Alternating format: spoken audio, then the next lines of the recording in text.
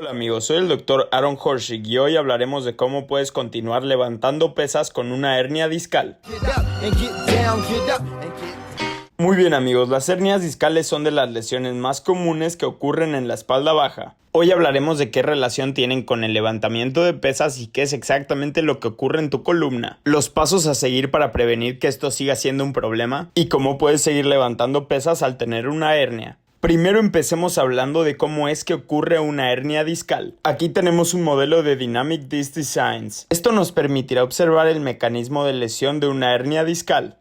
Al voltear el modelo puedes observar que hay una línea roja en las afueras del disco. Esa línea está ilustrando una ruptura en el colágeno del disco. Básicamente el núcleo interior se ha esparcido hacia atrás. ¿Cómo es que eso ocurre? Cuando combinas un par de cosas, flexión, o sea, las vértebras moviéndose hacia adelante, y compresión. Hagamos eso ahorita, aplicaremos flexión y compresión. Y pueden ver cómo ese gel rojo se infla en la parte trasera del disco, creando así una hernia discal. Cuando se le aplica compresión pura a la columna, o sea, fuerza aplicada directamente hacia abajo, la carga se distribuye de manera pareja entre todo el disco. Observa cómo si aplico fuerza directamente hacia abajo, en este caso no hay protrusión, la hernia discal no ocurre, pero si tu columna realiza flexión repetitivamente bajo carga, eventualmente, especialmente en la zona lumbar, este mecanismo puede resultar en la formación de una hernia discal.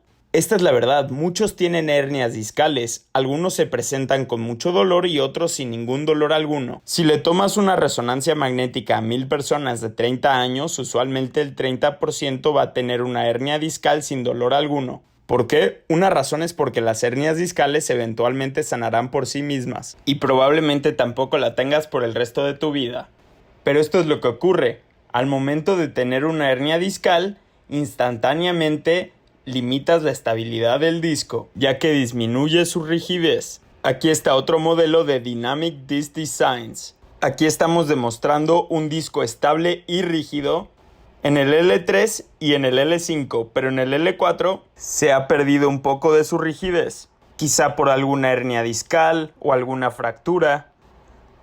Ahora, si creo un poco de rotación en la columna, pueden apreciar que el L4 que ha perdido rigidez se está moviendo más que las otras articulaciones. Cuando tienes una hernia discal, inmediatamente disminuyes la estabilidad de esa articulación. Y cuando se le aplique carga a esa articulación, el peso no se distribuirá parejamente a través de todo el disco. Al contrario, el peso empujará el contenido del disco a la parte posterior de la columna, especialmente a la zona de las articulaciones facetarias.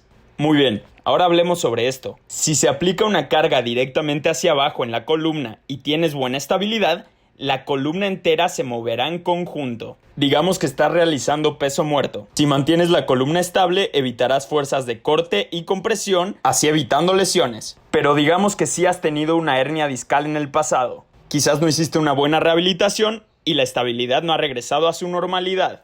Lo que pasa es que la falta de rigidez en esa articulación forzará presión excesiva en la parte posterior de la columna, en las articulaciones facetarias. Como pueden ver aquí en este modelo de Dynamic Disc Designs, han hecho un gran trabajo para replicar lo que ocurre cuando sobreusas tus articulaciones facetarias a causa de la fuerza excesiva que se les pone. Entonces, cuando tienes rotación o fuerzas cortantes, puedes ver cómo el cartílago de las articulaciones facetarias se ha desgastado justo en esa zona, a comparación de las otras. Esto a causa de un cambio de dinámica, ya que la articulación L4 ha perdido su estabilidad y por ende ha afectado el movimiento de toda la columna. ¿Esto qué significa? Digamos que vamos a intentar mejorar la rigidez de todas las articulaciones en toda la columna lumbar, mejorando así la estabilidad lumbar. Cuando hacemos eso, reducimos la carga que se le aplica a la parte posterior de la columna. Entonces, en lugar de hacer un peso muerto donde se aplica mucha fuerza cortante anterior, poniéndole carga excesiva y creando micromovimientos en las articulaciones facetarias. Ahora toda la columna lumbar va a estar estabilizada y así no tendrás fuerzas excesivas que recaerán en esa área. Esto te enseñará a cómo reforzar tu espalda y mantenerla resistente a cualquier tipo de lesión en el futuro. Algo que quiero dejar muy en claro es que si tienes una hernia discal no es el fin del mundo. Pero si llegaras a tener una hernia discal es muy importante que te rehabilites correctamente y mejores la estabilidad de esas articulaciones. Porque si tienes una hernia discal automáticamente pierdes un poco de estabilidad en esa articulación específicamente. Eso resultará en micromovimientos, que cuando tu espalda esté bajo fuerzas cortantes o de compresión, transferirá la carga directamente hacia atrás a las articulaciones facetarias. Y si no tienes la estabilidad y rigidez correcta en la columna, los micromovimientos seguirán ocurriendo y eventualmente se desgastarán otras zonas. Todo esto como si fuera un efecto dominó. Aunque se resuelva el dolor del disco, simplemente porque la condición del problema ha mejorado, el problema en realidad sigue ahí y eventualmente puede causar dolor en otras zonas. En este caso en las articulaciones facetarias por desgastar su cartílago. Este se presentaría como otro tipo de dolor, pero todo a causa del problema original de la hernia discal, que luego como efecto dominó resultó en dolor en las articulaciones facetarias. Todo por no aprender estabilidad. Ahora hablemos de cómo aplicar esto en el gimnasio. Cuando estás levantando pesas, lo que quieres trabajar es hacer bracing o reforzar el tronco de manera apropiada y moverse a través de las caderas.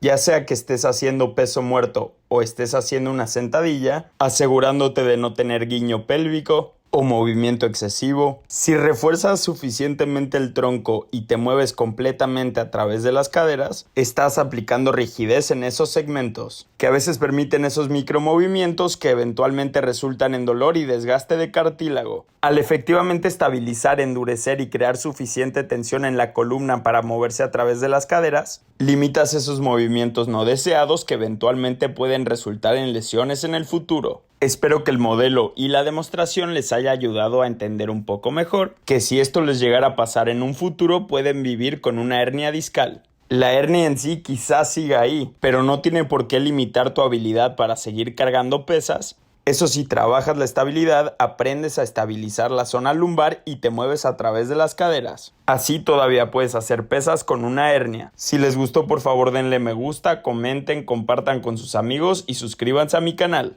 Hasta la próxima, feliz sentadillas.